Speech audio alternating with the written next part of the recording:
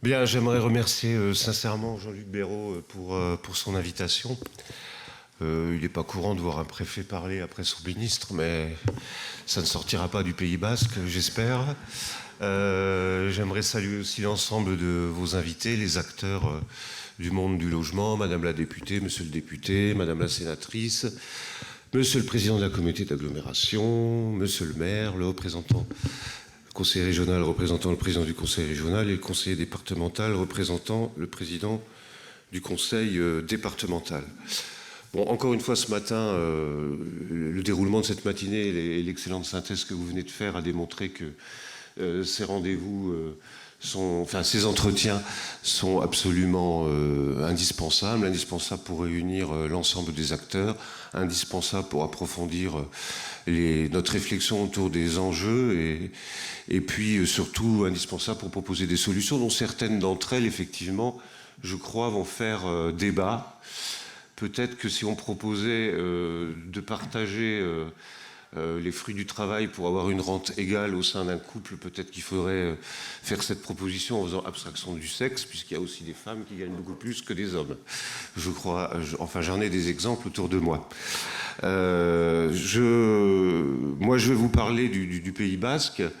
On sait depuis des années qu'il y a une urgence sociale en ce qui concerne le foncier dans le Pays Basque. On le savait, Jean-René Etxegaray, Jean-Jacques Lasserre et moi depuis longtemps et beaucoup d'élus. Mais il est vrai que la manifestation du 20 novembre dernier, qui a réuni 6500 personnes, enfin 6500 personnes selon la police, 8000 personnes selon les manifestants. Ouais. Donc ces manifestants défilaient dans les rues de Bayonne pour réclamer, je cite, le droit de vivre et de se loger au Pays Basque. En fait, les manifestants faisaient part de 4 préoccupations. La première, c'était mieux réguler le marché immobilier et foncier, notamment en donnant la priorité aux locations à l'année plutôt qu'aux locations touristiques. Leur deuxième revendication, c'était prendre en compte les urgences climatiques et écologiques. La troisième, mieux maîtriser le foncier pour produire du logement, notamment en systématisant le BRS et en menant une politique publique d'acquisition foncière. Et la quatrième, qui paraît couler de source, c'est assurer le droit à un logement digne et abordable pour tous. C'était un message d'urgence, mais aussi d'ambition collective. Alors j'ai bien noté le sous-titre de ces entretiens, ne perdons pas de temps. On a essayé de ne pas en perdre depuis le mois de novembre et l'ensemble des acteurs du logement se sont mobilisés pour commencer à répondre à cette urgence sociale. Cette prise de conscience, je commence par l'État, elle se traduit déjà par l'effort financier que fait l'État pour le Pays Basque. C'est un chiffre qu'on cite trop rarement. Je rappellerai que l'État met 100 millions d'euros par an uniquement sur le Pays Basque, pas dans les Pyrénées-Atlantiques, uniquement sur le Pays Basque. Ça comprend la construction de logements sociaux, les aides de l'ANA, les dépenses fiscales, le front friche ou des dispositifs comme MaPrimeRénov'. À ma demande, j'ai remporté 2 arbitrages en 2022. Cette enveloppe a encore été accrue, puisque des crédits d'études et de faisabilité dans le cadre de l'exercice du droit de préemption aux communes carencées ont été octroyés par l'État pour aider ces communes. Et puis l'aide complémentaire aux opérations d'acquisition-amélioration de 750 000 euros par an sur la durée du PLH, c'est-à-dire 4,5 millions d'euros, pour mieux équilibrer le montage financier et opérationnel d'opérations de logement social en acquisition-amélioration. Et je le redis aux élus qui sont ici présents, je suis prêt fin 2012 ou début 2013 à remonter aux arbitrages si... Oui, c'est retour vers le passé, retour vers le futur. Donc je suis prêt en fin d'année 2022 ou en 2023 à remonter aux arbitrages si bien évidemment tous les acteurs se mobilisent et s'il y a derrière ces arbitrages des crédits à engager. Le deuxième élément que je souhaite mettre en avant, en entrant dans le détail de certains dispositifs, ce sont les efforts faits par l'État pour favoriser la production de logements et renforcer la régulation du marché au Pays Basque. Alors, il y a de nombreux dispositifs, mais force est de constater que les maires, souvent, ne les connaissent pas. C'est la raison pour laquelle j'ai écrit à l'ensemble des maires du département le 22 août, donc c'est très récent, pour leur faire connaître notamment les dispositifs contenus dans la dernière loi de finances de 2022. Je rappellerai que l'État mobilise ses outils fiscaux pour favoriser la production de logements au Pays Basque, qu'il s'agit du logement en zone tendue avec la substitution de l'exonération de taxes foncières sur les propriétés bâties par une créance d'impôt sur les sociétés pour les locations intermédiaires, ou la production de logements sociaux avec la compensation de l'exonération de la TFPB des logements locatifs sociaux faisant l'objet d'un agrément. Bon, c'est technique, mais quand même, on se rend compte, moi depuis le temps que je me plonge dans ces sujets, vous êtes des meilleurs spécialistes que moi, que le sujet du logement, c'est un sujet en fait très technique.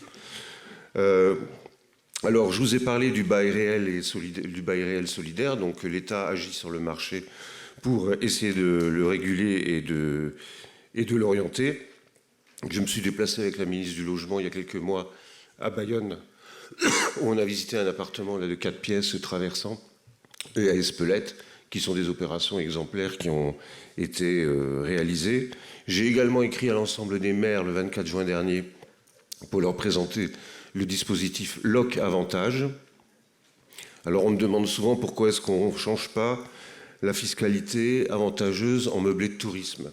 On peut le faire, mais ça passe par une loi. Donc là, moi, j'en appelle aux députés. Et c'est vrai que c'est des avantages fiscaux qui dépendent du régime fiscal de la micro-entreprise. Donc si on modifie ça, ça aura aussi des conséquences pour d'autres activités. Mais il est possible de le faire. En attendant, le dispositif LOC Avantage permet, par le biais d'une fiscalité intéressante pour les mises en location de longue durée, de compenser la fiscalité avantageuse sur les meublés. Encore faut-il le savoir. Enfin, j'ai tenu à ce qu'un effort particulier soit fait en faveur du respect de la réglementation et contre les pratiques frauduleuses. Et elles sont malheureusement nombreuses. Et je veux parler, dans le Pays Basque, de la multiplication de certains baux et de pratiques de certains propriétaires, les faux baux étudiants, les baux mobilités pour des travailleurs non mobiles, les lettres de préavis post-datées mises à la signature des locataires, voire l'absence pure et simple de bail. Donc j'ai reçu un certain nombre d'associations du Pays Basque en juillet, et j'ai décidé, et elles en étaient d'accord, j'ai obtenu l'accord du procureur de la République de Bayonne pour créer un comité territorial de lutte contre les baux frauduleux. Ça n'existe nulle part, donc on va essayer d'être imaginatif. Enfin, il se réunira pour la première fois le 25 septembre. Il réunira tous les services de l'État concernés et le parquet. Et puis, donc, l'idée, c'est qu'à partir des signalements adressés par les locataires lésés ou les associations représentant leurs intérêts, l'objectif est donc d'assurer un traitement adapté en cas de difficulté, en identifiant les procédures les mieux adaptées. Donc, il y aura des procédures pénales, il y aura des procédures administratives et il y aura des procédures fiscales qui seront mises en œuvre contre ces propriétaires ou ces agences immobilières qui ne respectent pas les règles. Par ailleurs, j'ai demandé à la direction départementale des finances publiques, à partir des données transmises par les plateformes de l'économie collaborative, de procéder à des contrôles plus poussés visant les contribuables qui ont omis de déclarer les revenus générés sur ces plateformes par la location occasionnelle de logements meublés au titre de l'impôt sur le revenu et des contributions sociales. Voilà. Le dernier élément que je souhaite mettre en avant, et je sais qu'il fera l'objet de la dernière table ronde, c'est bien évidemment l'élément de la gouvernance locale. En février 2022, sur proposition de la Banque des Territoires, j'ai aussi réuni un dispositif ad hoc qu'on a baptisé le comité de pilotage territorial logement Pays Basque, qui associe tout le monde, les principales collectivités, la Banque des Territoires, etc., et les opérateurs. Et puis, ce comité doit donner une connaissance des différents outils à la disposition pour favoriser la production de logements. À titre d'exemple, un travail sur les données a été initié afin d'améliorer la connaissance et faciliter la mobilisation du foncier au Pays Basque. Cette compilation de données doit permettre aux acteurs d'avoir une vision globale afin de mieux accompagner les communes et déterminer une stratégie pour le foncier au Pays Basque. De notre côté, nous, on a recensé le foncier qui appartenait à l'État qui pouvaient être cédés pour de logement social. Je me suis rendu d'ailleurs récemment à Cibourg, où j'ai obtenu, pour faire du logement social, la décote importante d'un ancien immeuble de la DDE, qui a été transformé en 12 logements sociaux. Et puis, dans le cadre du plan de relance, on est aussi intervenu par le biais du fonds Friche pour accompagner des opérations de logement en acquisition-amélioration sur les territoires de la communauté d'agglomération à hauteur de 2,6 millions, et ça concernait 89 logements. Voilà en quelques mots le chemin sur lequel nous sommes engagés. À ce stade, je veux dire que l'État se tient aux côtés des acteurs du logement au Pays Basque, mais ne pourra pas tout faire à leur place. En réalité, le travail de fond, besogneux, souvent silencieux, mais pourtant essentiel, est déjà largement engagé par tous les partenaires. Je veux ici saluer l'action de la communauté d'agglomération du Pays Basque, qui, sous l'impulsion de son président Jean-René Etchegaray, met en place son action au travers d'un plan local de l'habitat qui fixe, à mon avis, le bon niveau d'ambition. Le conseil départemental apporte également une contribution majeure à travers le PDH et le plan Logement 64 récemment adopté. De même, les maires, c'est la territorialisation, jouent un rôle absolument essentiel. C'est d'ailleurs pour ça que j'ai tenu à les renseigner individuellement sur tous les dispositifs existants. Et dès que les contrats de mixité sociale qui sont en préparation, je pense à celui d'Urugne et celui de Biarritz, passeront en délibération au sein de l'Assemblée de la CABB, je me rendrai bien évidemment dans ces deux communes pour signer les contrats de mixité sociale. Voilà. Donc je crois que l'avenir, c'est notre capacité à nous saisir ensemble et de façon coordonnée des outils qui sont d'ores et déjà sur la table. À ce titre, je sais que la CAPB réfléchit à la mise en œuvre de l'encadrement des loyers dans les communes tendues. C'est une direction dans laquelle l'État vous accompagnera, dans le respect des critères prévus par la loi. Je sais par ailleurs que la communauté d'agglomération persévère par ailleurs dans la mise en œuvre du principe de compensation qui est prévu pour mars 2023. Voilà, dans les prochains mois, donc, je réitère mon appel pour que tous les acteurs se saisissent des dispositifs fiscaux favorables à la production du logement et que le travail d'identification du foncier se poursuive.